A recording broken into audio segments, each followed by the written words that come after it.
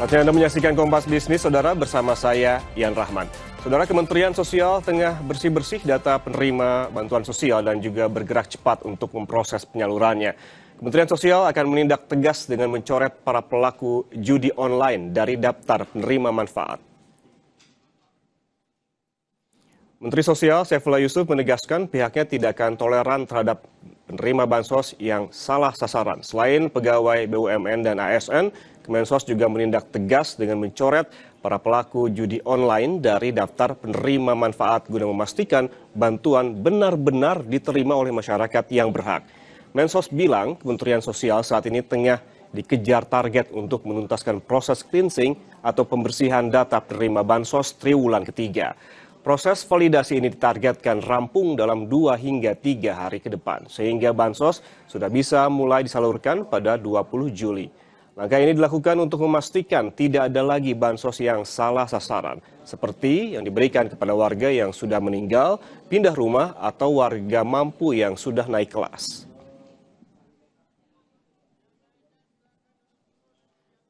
Ya, bansos untuk triwulan 3 sedang kita proses. Kemarin kita sudah dapat data terbaru dari BPS, sekarang sedang kita cleansing, insya Allah dalam waktu 2-3 hari ini sudah selesai, dan setidak-tidaknya tanggal 20 nanti sudah mulai disalurkan. Yang masuk negatif list ya sudah kita tidak salurkan lagi, misalnya yang judol gitu ya, yang ASN, yang BUMN, yang pegawai BUMN, ini kan kita konsolidasi terus itu. Yang negatif list kita keluarkan semua, ya ini terus kita lakukan, dan yang naik kelas juga enggak, yang salah sasaran juga enggak kita salurkan. Ini kalau datanya terus dari daerah masuk terus, tentu data kita akan makin akurat.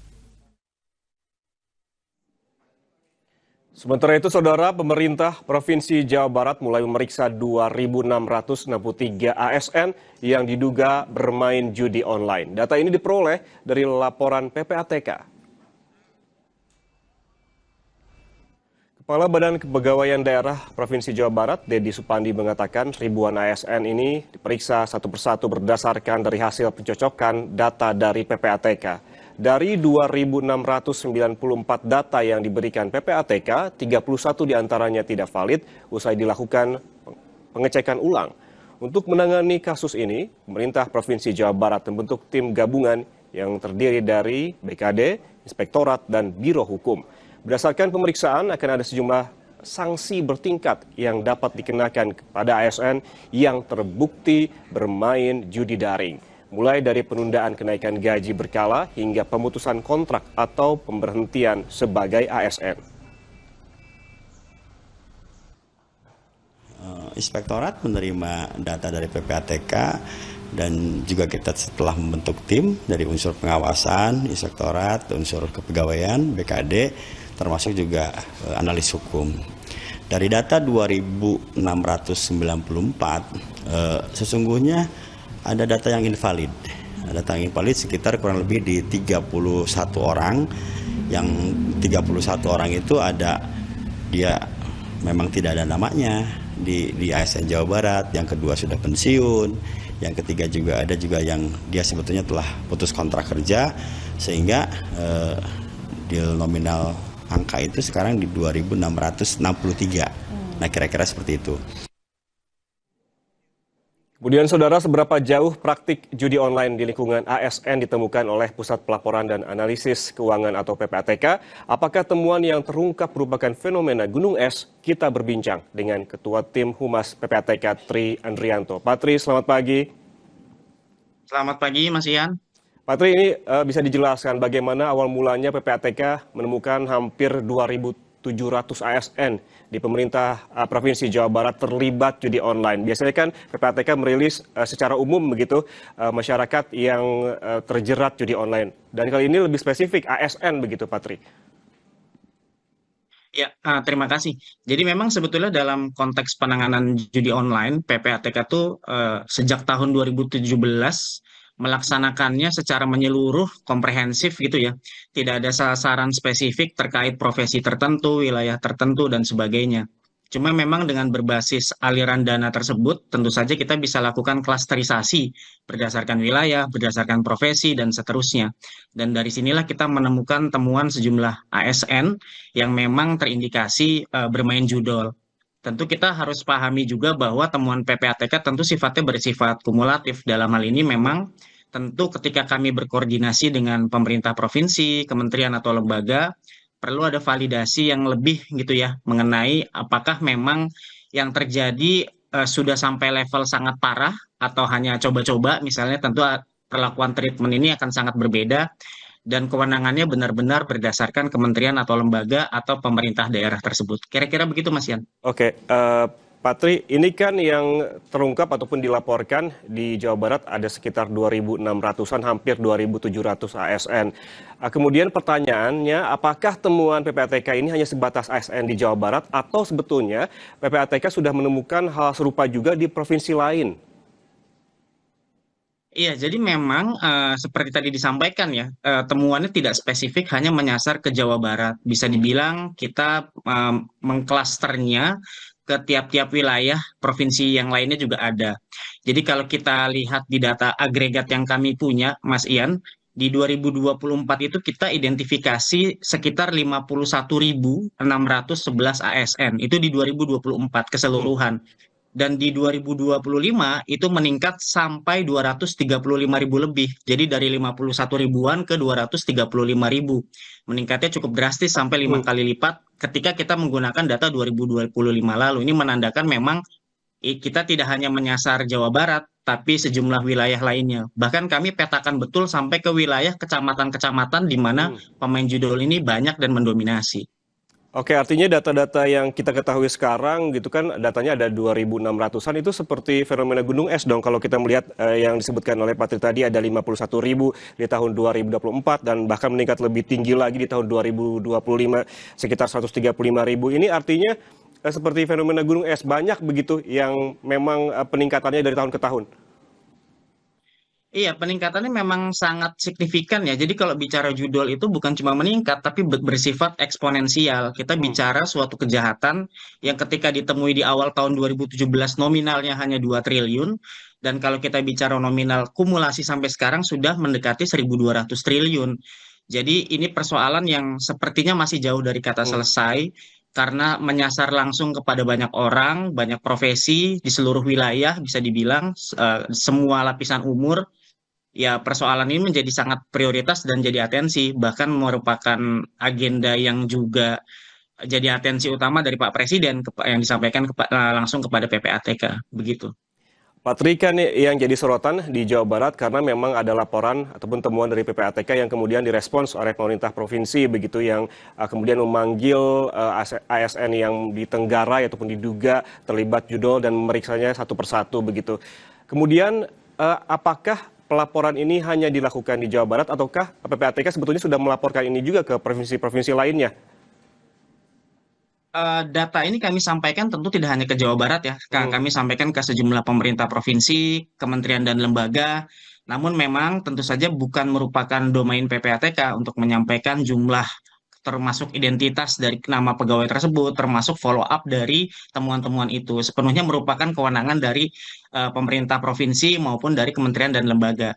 Tapi semua disampaikan, Mas. Intinya semua data itu tersampaikan dan kami apresiasi betul atas transparansi yang disampaikan misalnya oleh pemerintah Provinsi Jawa Barat ya, yang dengan jelas gitu menyampaikan data tersebut sebagai pembelajaran bagi kita. Ternyata yang namanya judul ya menyasar kemana-mana, ya, include ke ASN sendiri, begitu. Berarti pelaporannya tidak tebang pilih begitu ya, semuanya yang temuan PPATK sudah dilaporkan persis begitu ke setiap pemerintah provinsi masing-masing, tapi tergantung follow up dan juga responnya sendiri-sendiri begitu. Yang juga jadi sorotan ini Pak Tri, bukan hanya dari pemerintah provinsi, ASN-nya begitu, tapi juga ada Menteri PU Dodi Hanggodo yang bilang ada sekitar 6.000 pegawai di lingkungan Kementerian Pekerjaan Umum terindikasi terlibat judi online. Ini berdasarkan data PPATK juga. Apakah benar demikian, Pak? Bisa dikonfirmasi? Untuk menyatakan benar atau tidaknya memang sebaiknya langsung dari kementerian lembaga atau dari pemerintah provinsinya langsung. Dan dalam hal ini kami apresiasi sekali ya, karena transparansi yang disampaikan oleh Pak Menteri, kemudian oleh jajaran di Pemprov Jawa Barat, itu menunjukkan kita sebenarnya nggak perlu malu untuk menyampaikan data tersebut karena sebagai bentuk untuk introspeksi lebih lanjutnya gitu ya. Karena memang sebetulnya sih kalau bicara dalam tema kali ini terkait judul di ASN, kalau data PPATK sendiri kan sebenarnya perputaran uangnya tuh kalau kita punya data di 2025 itu sekitar 1000 sekian triliun ya di 2025.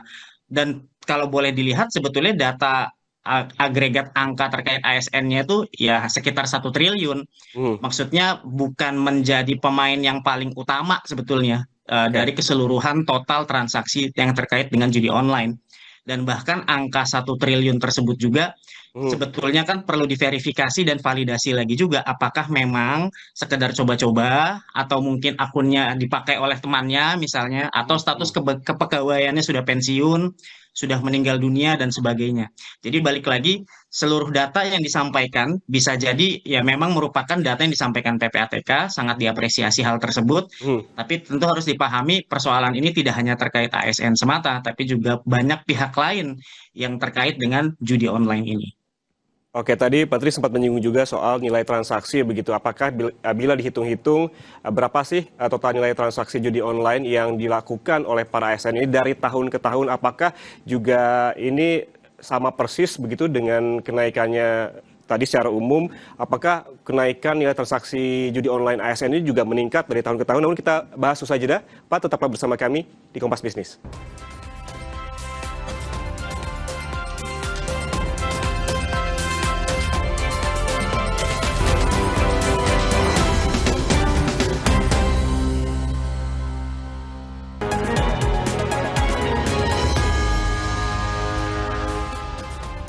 Saudara, kita lanjutkan pembahasan soal ribuan ASN yang terjerat judi daring bersama Ketua Tim Humas PPATK Tri Andrianto. Pak Tri, tadi ada pertanyaan terkait dengan nominal ataupun nilai transaksi. Apakah sudah bisa dihitung berapa total nilai transaksi judi online yang dilakukan para ASN ini dari tahun ke tahun? Kami coba lakukan perhitungannya sejak tahun 2024 ya, di mana total transaksi ASN terkait judol ini mencapai sekitar 120 miliar di tahun 2024 lalu dan meningkat menjadi sekitar 1 triliun lebih sedikit di tahun 2025. Jadi peningkatannya memang cukup signifikan ya dari 120 miliar ke 1 triliun agregasinya. Sementara untuk 2026 kami masih lakukan penghitungan data secara lebih optimal gitu ya, secara lebih terkini karena masih berproses terus. Tapi sekali lagi angka tersebut sebetulnya hanya bagian dari keseluruhan angka yang memang jumlahnya lumayan besar ya. Jadi Hmm, hmm. ketika tahun 2025 misal ketika data rekening atau agregat transaksi ASN sekitar 1 triliun, sebetulnya secara keseluruhan tadi sudah mencapai 200 triliun lebih gitu. Di mana 1 triliunnya ada kontribusi dari teman-teman ASN yang Hmm. ya terjerat judi online tersebut begitu. Berarti trennya tetap naik meskipun secara nominal kontribusinya terhadap seluruh ataupun total tidak begitu banyak begitu. Kalau kita bisa menjelaskan, Patri, sebetulnya bagaimana PPATK bisa memastikan ini seorang ASN ataupun seseorang lah begitu terlibat judi online atau tidak? Secara teknisnya itu seperti apa sih, Patri? Ya, jadi kalau kami Mas Ian bergerak tentu berbasis analisis sumber dana ya, rekening dan sebagainya. Di mana kan sebetulnya ketika kita melakukan transaksi apapun platformnya di penyedia jasa keuangan apapun, kita kan memang sudah terprofile punya profesi apa gitu kan ya. Hmm. Ketika kita buka rekening di bank, kita akan buka identitas sebagai ASN, pihak swasta dan lain sebagainya. Jadi dengan data seperti itu kita sudah bisa petakan betul karena selama perputaran apalagi kalau judul ini kan sifat uangnya memang tidak mungkin cash ya. Dia pasti berputar di sistem transaksi keuangan yang membuat kita bisa petakan betul profesi-profesi yang terkait dengan si judi online ini. Begitu Mas Ian. Kemudian apa saja sih metode transaksi judi online yang biasanya digunakan? Karena kan informasinya beberapa bulan lalu PPATK sempat merilis soal metode pembayaran menggunakan kris yang sampai menembus 50%. Apakah saat ini masih sama? Ya, kalau bicara kanal pembayarannya memang bermacam-macam ya. Kita masih temukan ada transfer melewat rekening bank, Mhm. ada yang pakai e-wallet, ada yang pakai kris, ada yang pakai voucher game gitu. Tapi memang betul bahwa temuan kita sampai sekarang sih memang secara persentase 54%-nya masih menggunakan kris dan Oke. 46% sisanya itu menggunakan metode yang lain. 54% dari total nilai deposit itu kurang lebih nilainya sekitar 19,35 triliun. Oke, kalau kita melihat juga soal metode pembayaran, apakah artinya ini kerjasamanya harus semakin meluas dengan perbankan? Ya, tentu aja dengan seluruh pihak ya, karena prakteknya nggak cuma dengan perbankan. Tadi disebut ada e-wallet, ada apa namanya pakai voucher game, bahkan Hmm. ada pakai kris dan sebagainya. Penguatannya tentu saja dari hulu ke hilir, gimana dari sisi penyedia jasa keuangan, dari sisi PPATK, termasuk juga dari sisi penegakan hukumnya. Oke, kalau Kira-kira begitu. Oke, Pak Tri, kan kalau kita lihat-lihat hingga saat ini praktik judi daring ini masih belum juga bisa diberantas secara total. Apakah ini menurut Anda apa yang salah? Apakah pola operasinya semakin kompleks? Memang persoalan judol ini bukan hal yang mudah untuk diatasi ya. Kita tahu betul perputaran dananya pun sudah sampai lebih dari 1.000 triliun yang akumulasinya sampai sekarang. Kita harus petakan betul di mana lokasi para pelaku dan juga kalau dari sisi PPATK kita tentu saja tidak cuma mengincar operator-operator lapangan, tapi sebisa mungkin sampai dengan mastermind-nya yang bisa jadi lokasinya belum tentu ada di Indonesia. Jadi persoalan ini betul-betul persoalan serius. Karena kalau dibilang sudah melakukan apa, dengan Bareskrim Polri kita aktif berkoordinasi. Kita sudah kirim sampai 51 laporan hasil analisis ke teman-teman Bareskrim terkait 132 situs judol, sudah menghentikan sementara transaksi sejumlah 255 miliar, jumlahnya lebih dari 5.900 rekening, sudah disita lebih dari 142 miliar, Komdiji dan OJK sudah memblokir sekitar 3,7 juta situsnya.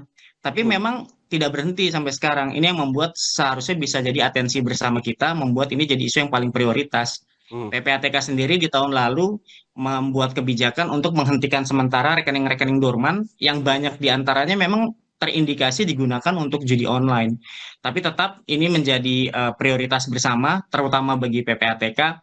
Dan ya tentu aja PPATK juga nggak bisa sendiri, di mana kami harus berkolaborasi dengan seluruh pihak dan ekosistem terkait. Oke, kalau demikian begitu sulitnya memberantas judi daring ini, apa sih yang perlu dilakukan untuk memberikan paling tidak efek jerak kepada bandar dan juga pemain? Apakah termasuk yang saya baca terkait dengan pemblokiran berbasis IP, DNS dan juga fingerprinting aplikasi?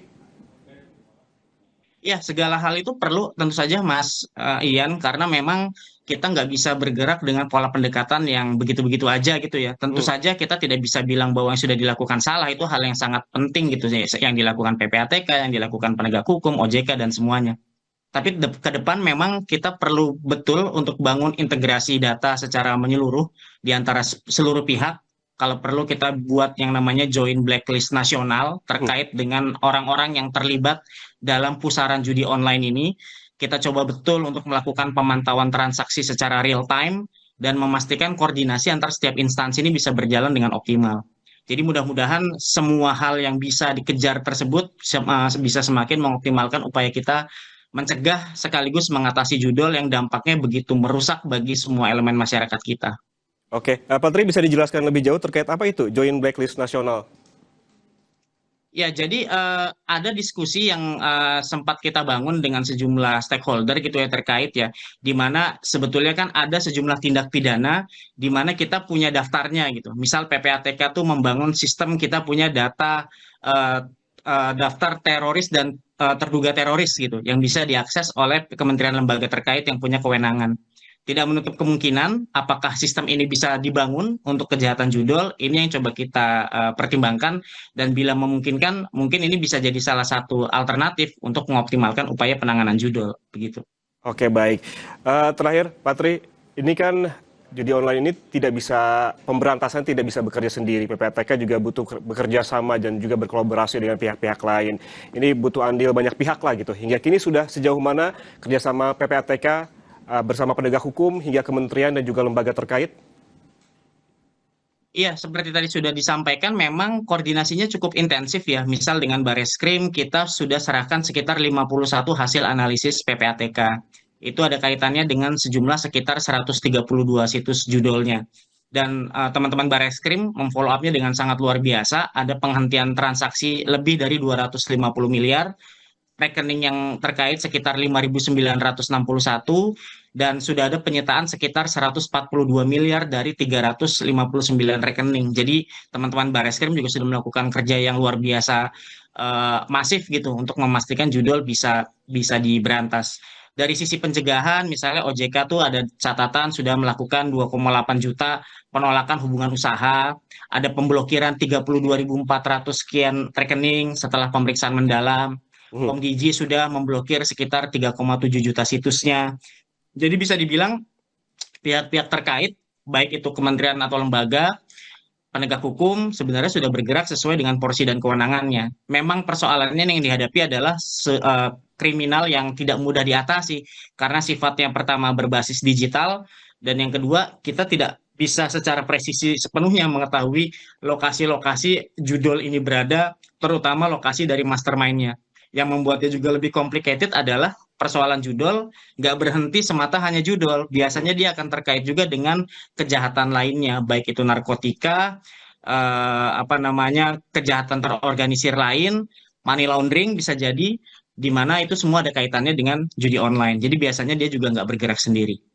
Oke, Pak Tri, kalau tadi memang sulit begitu kalau kita mengungkap mastermind-nya karena lokasinya yang berpindah-pindah dan juga belum tentu ada di Indonesia, berarti yang bisa dimaksimalkan adalah para pemain di dalam negeri, begitu, mereka yang main judi online. Sejauh ini dari kerjasama dengan berbagai pihak ini, apakah ada langkah pencegahan ataupun preventif termasuk sosialisasi kepada masyarakat? Ya, kami kalau dari sisi PPATK sosialisasi terus ya, walaupun dengan keterbatasan yang tentu saja dimiliki PPATK. Apalagi judul ini merupakan salah satu atensi utama lah selain korupsi dan narkotika. Kami juga lakukan asesmen secara mendalam, Mas Ian. Kami turunkan tim yang terjun ke seluruh pelosok di Indonesia tahun lalu. Kami hasilkan dokumen berupa analisis dampak sosial judol. Bahkan PPATK bergerak lebih luas, tidak hanya bicara aliran dana. Kita temukan bagaimana lebih dari 4.000 perceraian ternyata ada kaitannya dengan judol. Kita temukan bagaimana kepala desa menyalahgunakan dana desanya karena judol. Kita temukan perdagangan anak yang dilakukan oleh orang tuanya karena judol. Hal-hal ini kami kami jadikan atensi betul dan kami follow up dalam bentuk berbagai sosialisasi yang bisa kami kemas. Kami akan terus berupaya ya memastikan bahwa kepada seluruh lapisan masyarakat, bagi yang sudah terlanjur tentu saja untuk berhenti, karena yang namanya judol ini juga tidak pernah menjanjikan kemenangan sebenarnya, dan bagi yang belum pernah coba, ya jangan pernah coba, karena ini masuk ke dalam siklus yang memang tidak pernah berhenti dan tidak akan pernah dimenangkan. Begitu kira-kira Mas Yan. Baik, berarti langkahnya sudah dari hulu ke hilir, begitu, termasuk dari awal sosialisasi, langkah pencegahan dilakukan sampai ke pelaporan dan juga kerjasama dengan pihak-pihak lain. Terima kasih Ketua Tim Humas PPATK, Tri Andrianto, atas penjelasannya bersama kami di Kompas Bisnis. Sehat selalu, Pak. Terima kasih Mas Yan.